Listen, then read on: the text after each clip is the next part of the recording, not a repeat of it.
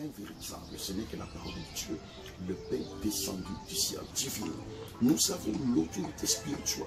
Il y a des choses que Dieu a déposées à nous. C'est ce que le diable est en train d'envier chaque fois. Vous ne livrez pas, ne vous livrez pas l'impudicité, ne vous livrez pas l'adultère. Ayez le temps de gérer vos sentiments. Ayez le temps de vous abstenir. Parce que vous risquez de vous livrer de quelqu'un que vous ne connaissez pas son état d'âme.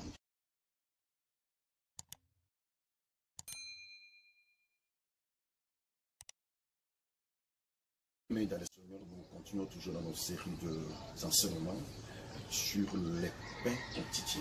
Les pains quotidiens, pourquoi? Parce qu'on est censé se nourrir de la parole de Dieu. Parce que la Bible nous dit que l'homme ne vivra pas de pain seulement, mais de toute parole qui sort de la bouche du Seigneur.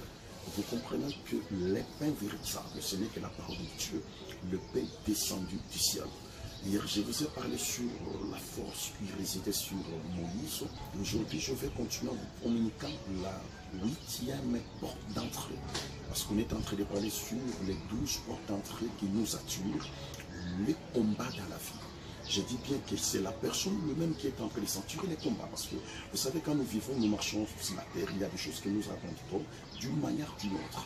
Et ce sont des choses-là qui créent en nous le combat.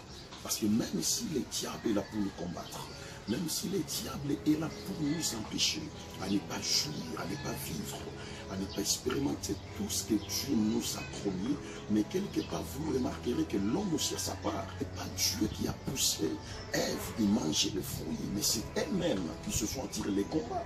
Parce que le diable savait que l'autorité spirituelle que Dieu avait déposée sur Adam et Ève.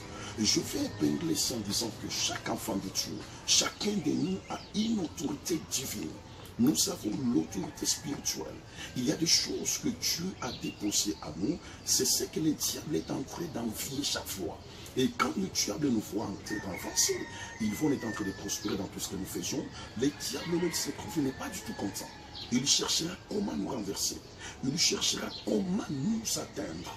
Il cherchera comment étouffer le feu, la flamme de l'évangile, la flamme de la puissance que Dieu a déposée à nous. Alors je vais ajouter en disant ceci, la 8e porte d'entrée qui nous attire les combats de la vie, c'est la vie de sexe.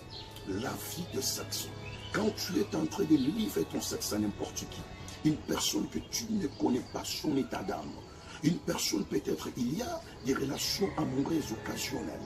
Il y a les intimités, les personnes qui sont animées par les mauvais esprits. Une personne qui est dominée par les diables. Il est dominé par les sentiments amers. Une fois que vous faites l'acte sexuel, cette intimité-là, ça va vous attirer les combats dans la vie. Et la Bible dit ceci, marchons selon l'esprit et n'accomplirons jamais les désirs de la chair. Et la Bible va aller plus loin, que celui qui s'attache à la chair, aux œuvres de la chair, il est en conflit avec Dieu. Il est en train de se séparer de Dieu.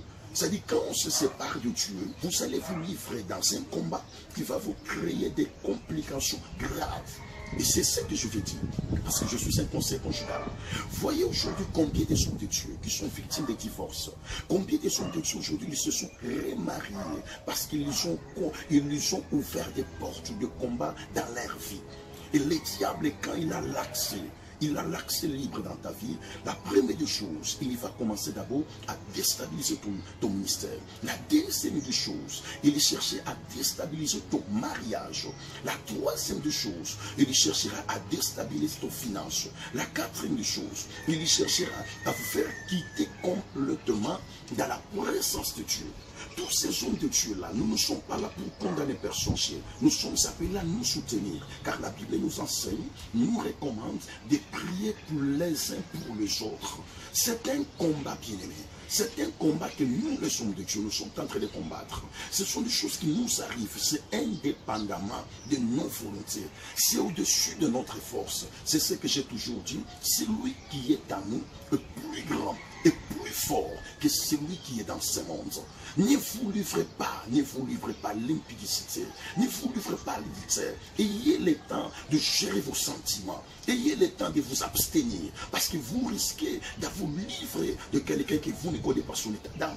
Vous ne connaissez pas comment, quelle relation il a avec le diable, quelle relation il a avec Dieu. Et c'est pourquoi vous verrez beaucoup des enfants de Dieu souffrent aujourd'hui.